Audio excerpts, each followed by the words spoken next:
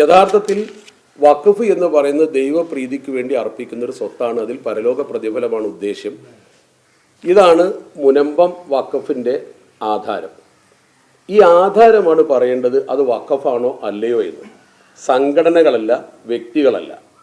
ഇതിൽ പറയുന്ന പ്രധാനപ്പെട്ട കാര്യം കൃത്യമായി പറയുന്നുണ്ട്. ഫാറൂഖ് കോളേജ് മാനേജിംഗ് കമ്മിറ്റിക്ക് വേണ്ടി അന്നത്തെ ഫാറൂഖ് കോളേജ് കമ്മിറ്റിയുടെ പ്രസിഡന്റ് എന്ന രീതിയിൽ ഖാൻ ബഹദൂർ കെ ഉണ്ണിക്കമ്മു സാഹിബിന് എഴുതി കൊടുത്ത വഖഫ് ആധാരം എന്നതിൽ പറയുന്നുണ്ട്. സിദ്ദീഖ് സേട്ട് എഴുതി കൊടുത്ത വഖഫ് ആധാരം ഇതാ കാണുന്നു. ഇതിൽ കാണുന്നത് വഖഫ് ആധാരം എന്നാണ്.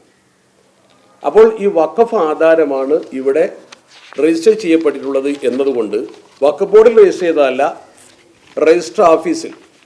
ഇത് സാധാരണ ഭൂമി രജിസ്റ്റർ ചെയ്യുമ്പോൾ അത് വഖഫാണോ അല്ലയോ മറ്റെന്തെങ്കിലും ആണോ എന്ന് കാണിക്കും. ഇത് വഖഫായിട്ടാണ് കാണിച്ചിരിക്കുന്നത്.